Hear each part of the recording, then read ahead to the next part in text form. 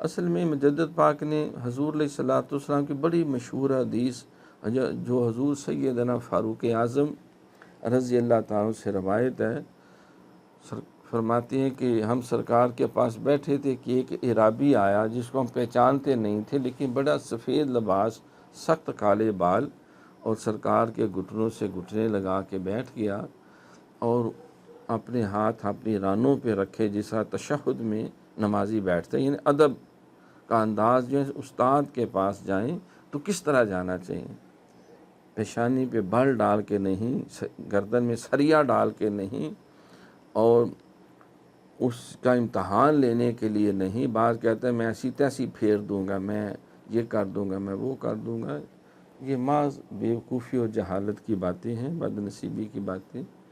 اہل علم کے پاس ادب سے جانا چاہیے۔ حضور علیہ السلام کی خدمت میں بھی صحابہ تشریف لاتے تو اس طرح وہ ہمہ تن گوش ہوتے اور اس طرح ساکن ہو کے بیٹھتے کہ ان کے سروں پہ شاید پرندے بیٹھے، اگر ہم ہلے تو اڑ جائیں گے۔ یہ ان کی کیفیت تھی۔ لا ترفعوا اصواتکم فوق صوت النبی ولا تجہروا لہ بالقول کجہر بعضکم لبعض ان تحبط اعمالکم تم لا تشعرون۔ اللہ نے سورۃ الحجرات میں تفصیلی احکامات بھی حضور کے دربار کے بتائے۔ تو انہوں نے پہلا سوال کیا اخبرنی عن ایمان، مجھے بتائیں حضور ایمان کیا ہے، تو آپ نے ان چیزوں کا ذکر کیا جو ابھی میں نے پڑھے کہ تو اللہ پہ ایمان لے، ملائکہ پہ، فرشتوں پہ، رسولوں پہ، کتابوں پہ، آخرت پہ، تقدیر کا اچھا برا ہونے پہ، اور مرنے کے بعد جی اٹھنے۔ اس نے کہا صدقت، آپ نے ٹھیک کہا، یہی جواب بنتا ہے۔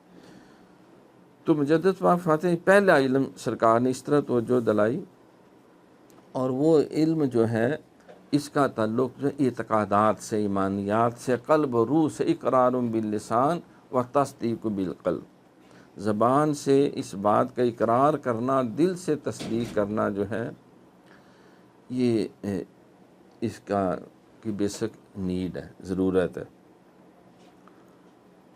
آمنت باللہ کما ہوا باسمائہ و صفاتہ و قبلت جمیع احکامہ اقرار باللسان و تصدیق بالقلب۔ پھر پوچھا بتائیں اسلام کیا ہے، تو فرمایا کہ اسلام یہ ہے کہ تو اس بات کی گواہی دے کہ اللہ کے سوا کوئی عبادت کے لائق نہیں، محمد صلی اللہ علیہ وسلم اللہ کے بندے اور رسول ہیں، تو نماز قائم کرے، تو روزے رکھے رمضان کے، تو زکوٰۃ ادا کرے، اور بیت اللہ کا حج کرے۔ یہ 5 ارکان گویا کہ اسلام آپ نے بیان کی۔ پہلے ارکان ایمان توحید، رسالت، کتب، ملائکہ، آخرت، تقدیر اور حشر نشر، اور پھر جو ہے کلمہ طیبہ، نماز، روزہ، حج، زکوٰۃ۔